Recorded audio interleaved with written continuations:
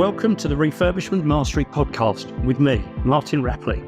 If you're a property investor who is worried about paying too much for your next property, concerned that you don't know how to manage a refurb, or scared that you will be ripped off by a builder, then this is for you. In this podcast, I share over 30 years of experience of managing refurbishments and conversions to help you make more profit, save your time, and ultimately enjoy the process. On with the podcast.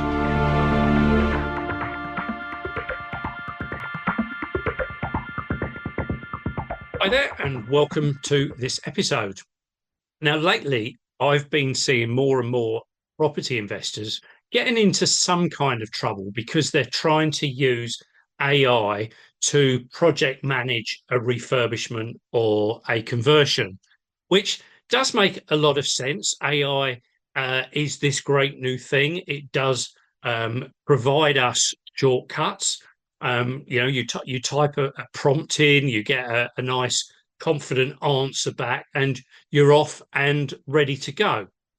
But there are some issues I wanted to flag up to you in this episode, because refurbishment projects don't fail because there's not enough words on a page.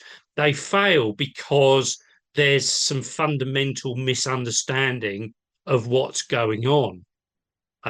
Risks aren't spotted early. The wrong decisions are made in the wrong kind of context. And the thing to be aware of is that AI can't necessarily know enough about your project to help you get that bit right. So in this episode, I'm going to walk you through some 5 things that I've seen property investors do recently, and just help you understand why they may not be the right approach when using AI. Now, I'm not saying that AI couldn't be used at all. I use AI reasonably extensively. I'd like to say I was a bit of an early adopter, but I used it early on and came away from it because partly at the time it was very early technology, and also I didn't fully understand how to converse with it. I've learned a lot more since, and I now do use it a lot. But there are the right scenarios and there are the wrong scenarios, and that's what I'm going to talk about in this episode. Because the thing to remember is that if we are managing our project, this isn't about creating loads of documents. We do want some documents, but actually the role of project management is being in control of the delivery, the cost, the quality, the timeline, whilst managing the people, the builders that are delivering it for us, and the suppliers, and the uncertainty when we take the floorboards up and there's rotten joists underneath, the risk that goes with things that we might find. And it's those kinds of things that AI can't necessarily know everything about.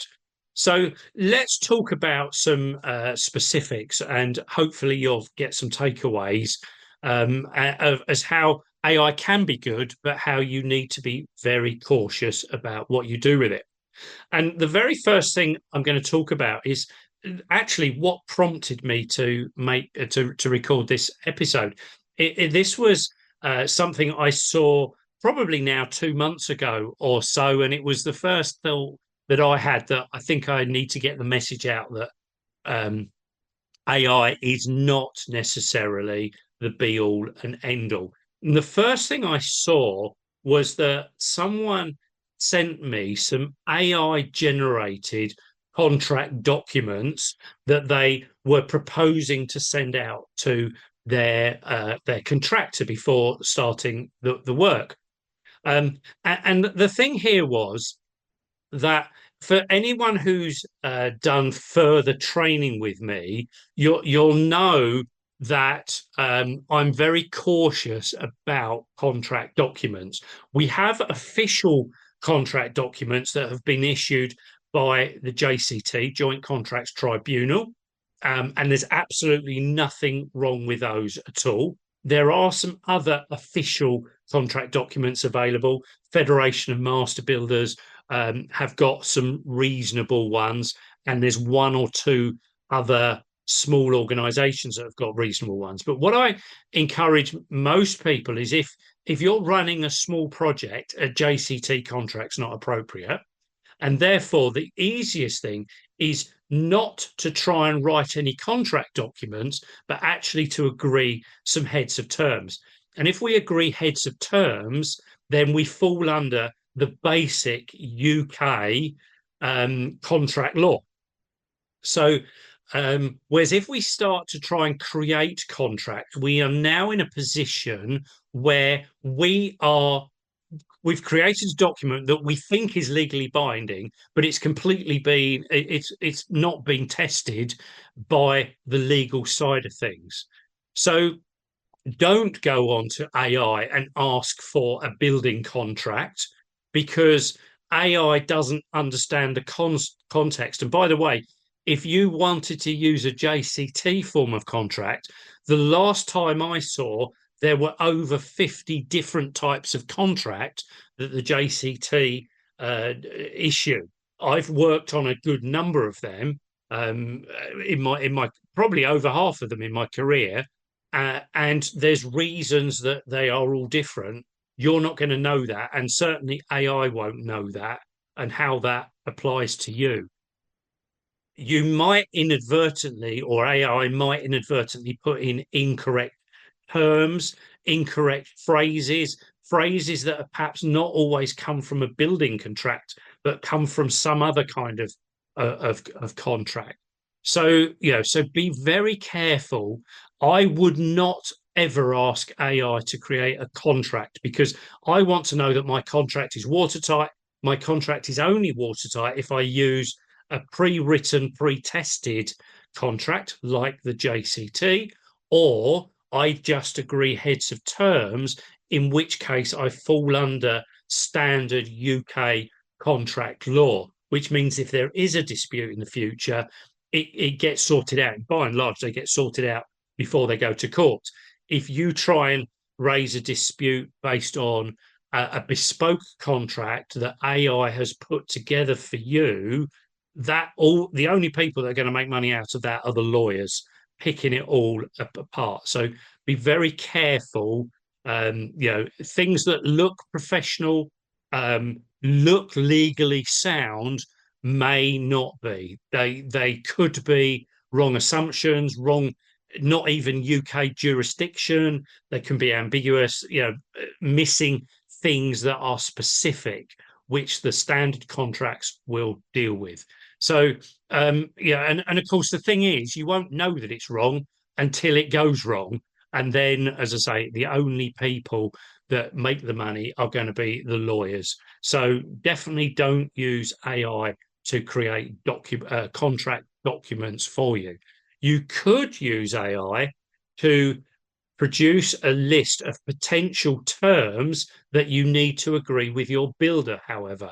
So this is how we flip it on its head, and we use AI constructively rather than in a way that may be a bit more destructive rather than constructive.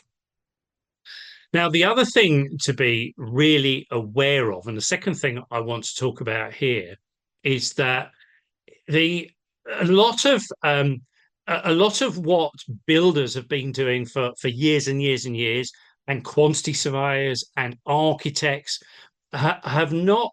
A lot of that content is not readily available on the internet, and you'll know that AI is primarily looking at documents that are already available in the public demise, and understanding what that's all about and creating new things for us.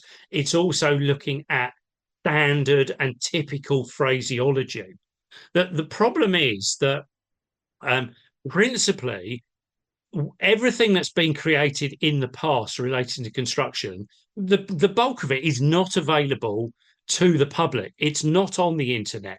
When an architect designed a scheme 2 years ago, there were some drawings, and then the architect put together that schedule of works. The schedule of works went to a number of builders. The builders priced it, sent it back to the architect. They've carried on. They've built the work out. They've archived it, all gone away.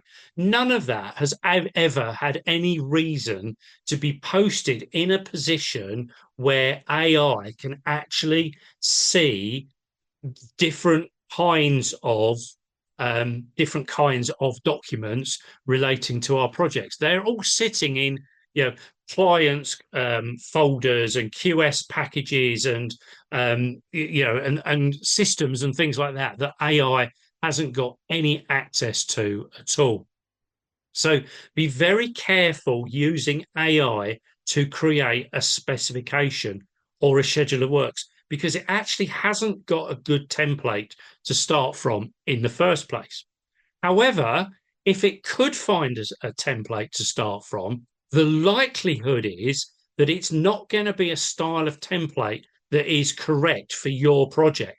It's more likely going to be a template relating to a multi-million pound project, because if there is something in the public domain, it's likely to be like that rather than a small refurbishment of a residential unit or a small commercial to residential conversion.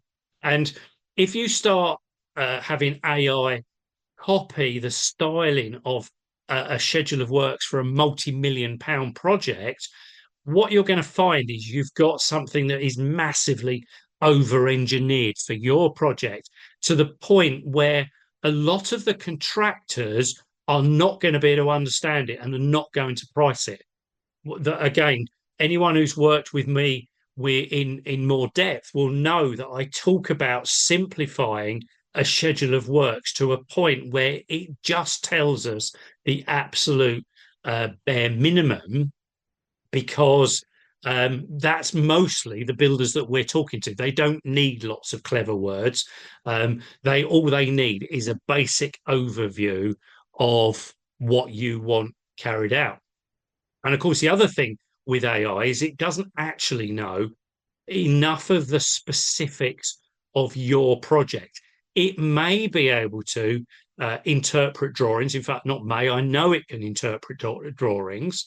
But for instance, it may not be able to interpret the context of those drawings with the property that you've already got, because repairs and maintenance and things like that to the existing property are not actually going to be evident on those drawings. The drawings are going to say, we want to build a new wall, we're going to install a new kitchen, we're going to run some new plumbing, but it doesn't pick up the fact that all of the plaster on one of the existing walls is falling off, because it can't see that. Only you can do that. Only you know that, because only you have been to the property.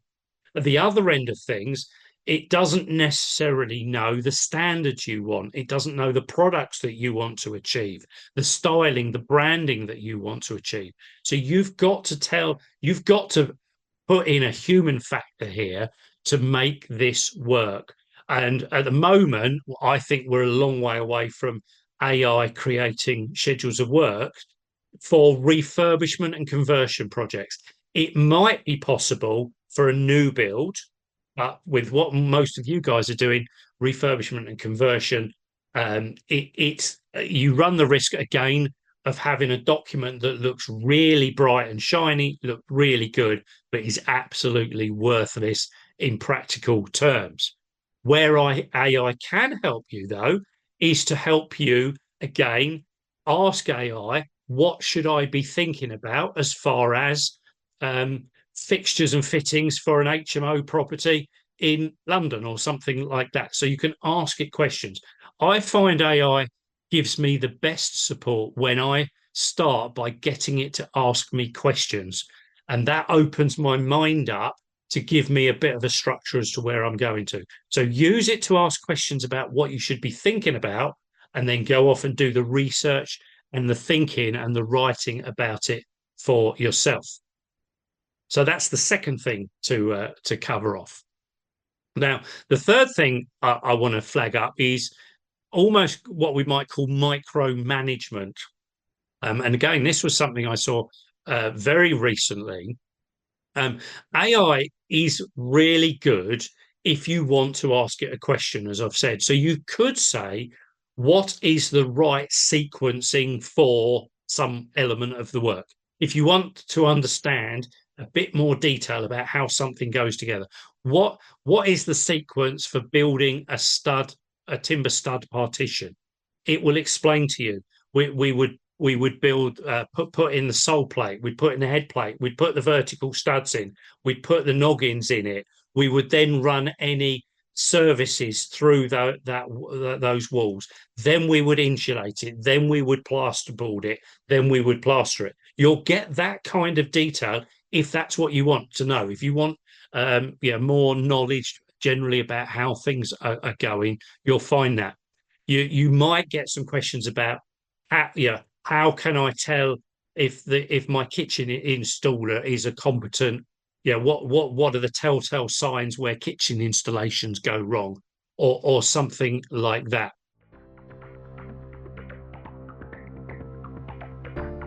Just jumping in to make sure that you've got everything you need. Now, in a number of these podcasts, you'll have heard me talk about other property investors that I'm currently working with or have worked with in the past. And so I wanted to ensure that you can find out how you can actually work with me. And the best place to start with that is my website, www.refurbishmentmastery.com. On there, you'll find details of training courses that I run. You'll find details about my community and also how you can work with me on a one-to-one basis when you are progressed far enough down the line. And then if you're not really sure what's right for you and how we can work together, then there's a button at the top. Just hit the button at the top that says book a call.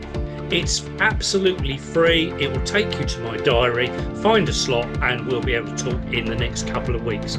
Remember, the website is refurbishmentmastery.com. I really look forward to helping you with a successful delivery of all of your projects.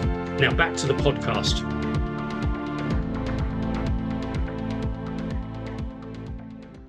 The thing is, though, they're good general knowledge kinds of information to have, but you don't need to get involved with the real nitty gritty you don't really need to know how some of these things go together, is what I'm saying.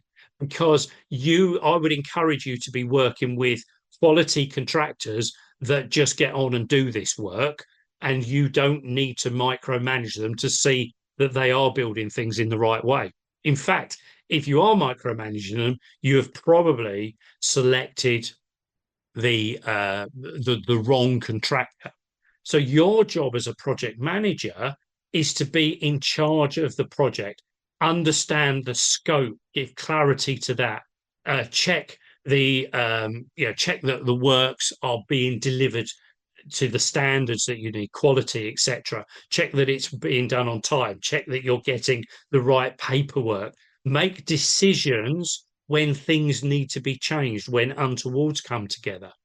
You don't need to be involved with counting how many nuts, bolts, and screws are needed to put the project together, because you would hopefully have tendered your project out to builders and they have given you a competitive price. So if you start interfering with builders because AI has given you a lot more knowledge than you need, then you need to be really careful that you don't fall out with your builders. And the thing here is what led me to actually say this was someone who spoke to me and gave me an enormous potential shopping list of things that they were going to buy for the project. And they wanted me to verify that they were elements relevant for their project. Now, my first response was, number one, well, where did you get it from? And they said, oh, I've put it through AI, and AI has given me lots of different answers. And my second question was, well, how do you know AI has understood the context that you need this work to be carried out in? And the third thing is, by the way, what you're talking about here is actually a boiler installation that has to be compliant and signed off by a gas safe engineer who will have a different specification of not just the boiler, but actually the flues and the junctions and the clips and the brackets and all of that. Depending on how that boiler goes into your property, that could be a different shopping list from your property to the next. And so here was a case where my client thought that AI was actually saving her some time. She was going to buy all these clips, brackets, and bits and pieces, whereas in reality, it was setting her up to fail. And if you did deliver all of that to the gas safe engineer, first of all, the likelihood of it all being accurate is pretty slim. Secondly, the gas safe engineer is going to be thinking, well, who is this person? You've brought me in as gas safe engineer. If you know how to be a gas safe engineer, then don't engage me. And if you want me to do your work, then don't tell me how to do it.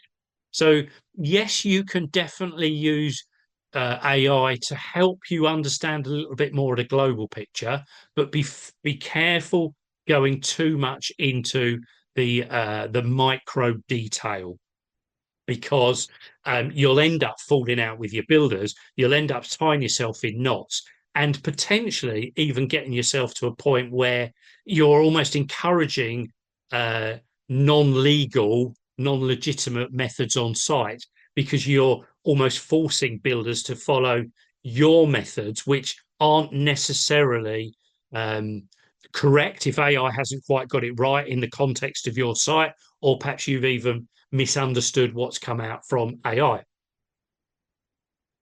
Fourth thing to talk about and make you aware of, and I have already touched on this, is that there is no way that AI can actually be aware of your particular project.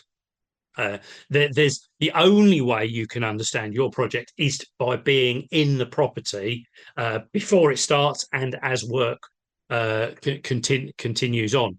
And I've already said, it's very easy to take out floorboards and find we've got rotten boards underneath. We take out plasterboard and we find that there's lintels that are broken.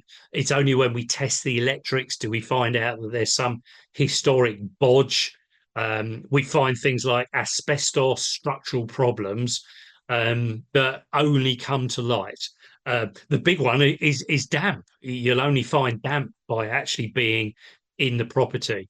So be very, very careful that anything you get from AI, can support you with these. It can give you a list of things that you might look for, but it can't actually give you an answer. It can't give you a solution. You've still got to find the challenges yourself or in conjunction with your builder. You've got to come up with solutions, again, in conjunction with your builder.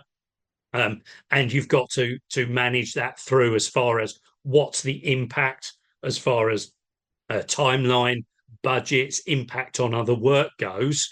And you've got to manage all of that process. So don't feel that just because you've asked AI questions that you can't you can effectively you can delegate everything to AI.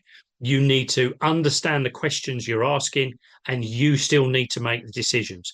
You can, however, use AI to help you understand the right questions. The challenge here, though, is if you don't know what you don't know, how do you prompt AI to ask the right questions? And how do you know if AI has actually given you the whole picture or answered just your own question? And I have to say, there's times where I've used AI and I have felt that I've not asked the right question and I've had to have another go. Now, that might well be achievable. How many times could you ask the wrong question, not know you've asked the wrong question, and now you've got the wrong or an incomplete solution answer back from AI? So do be careful, because it doesn't know anything about what's actually going on site. You've got to get involved with all of that. And whilst you can use AI to help you understand some of that, as you can with everything else I've spoken about today, you do need to be aware that it can't make decisions. You've still got to be there and manage the decision points, because nothing in conversions and refurbishments is standard. AI and robots in due course will be rolled out into new build properties way, way, way quicker than they will in conversions and refurbishments, because there's nothing standard in conversions and refurbishments. And that kind of leads me to the fifth thing that I wanted to talk about, which is kind of programs and costs, and really just flagging up that AI will be assuming absolute utopia with everything that is going on. It's got no other way of knowing any difference. So it could very easily underestimate lead times for buying materials. It could very easily say the typical work out or know or establish the typical lead time for this product is 1 week. Great. But is your product typical? Are you ordering this the week before Christmas? Is there another factor that's going to affect this one? The AI can't know that. You've got to look at this yourself. It may have an idea as to what the drying time is for plastered walls, but it doesn't know the weather. It doesn't know the situation of your property, the fact that you've got no windows in at the moment. It doesn't know that the walls were a bit damp in the first place, etc., etc. So only you can, you've got to be careful what it's telling you, because it will be utopia. If you ask it a timeline question, how long might something take? It will tell you the optimum. The assumption is that the carpenter finishes today and the plasterer starts tomorrow. We know in the real world that doesn't happen, because tomorrow is actually Friday and no one wants to start anything on a Friday, so it's going to be Monday. So these kinds of things aren't going to work. If you ask it about budgets, it's going to assume best price for everything. Now, best price is sometimes based upon volume purchases, which you might not be buying enough volume. Most best prices that you find on the internet from merchants haven't got delivery costs factored into them. Often the prices on merchants' websites haven't got VAT factored into them. AI probably doesn't know about that. AI also doesn't know that what you need in your particular situation is not quite the standard product. It needs to be modified in some way. So the kitchen unit that would nicely slide into some places in your property needs to have the corner cut out of it to fit around a column. If you're asking it for prices, it's not going to take account of those little quirks and things like that. You can have a look for those on site. You can make some allowances for them, but effectively, what you're getting from an AI really may not be worth anything at all. And this is where the challenge is, that if you have relied too heavily on AI, you're going to start to find that your projects are running way, way longer than you anticipated and go way, way over the budget that you anticipated, because you can't ever give it enough information in the first place to know enough about your particular project and the context of your project and everything that goes into that further down the line. So there we go. There's 5 things where AI can help, but you can't. You need to still be in charge. You still need to be in control. So AI can definitely help you get clarity in your head by asking it some questions.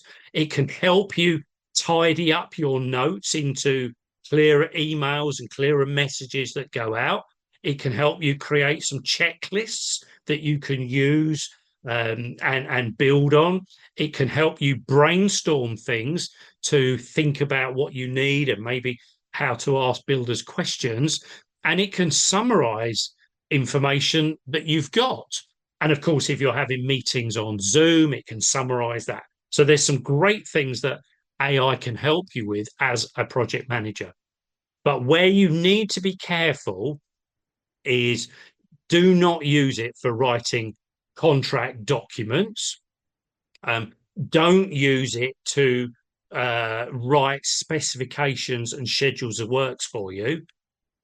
Be very careful when you're using it for managing contractors, because it doesn't know enough about the personal side of it, the true things about your property. Be very careful about anything that is in your property that is non-standard, which, by the way, is a huge amount of it, because it can't know about the situations relating to costs, programs, compliance, for example, in your particular case study. So there we go. AI, absolutely great as an assistant, but should not be your project manager. You need to be the project manager of your scheme. I really look forward to catching up with you on another podcast very, very soon. Thanks for listening to this podcast. Please do like, share, and leave a comment where you can. If you need any guidance or advice with anything to do with your refurbishments or conversions, then don't hesitate to reach out. You can book a free call with me by clicking on the link at the top of my website, refurbishmentmastery.com. There's other ways you can contact me in the show notes as well. I look forward to speaking to you again soon.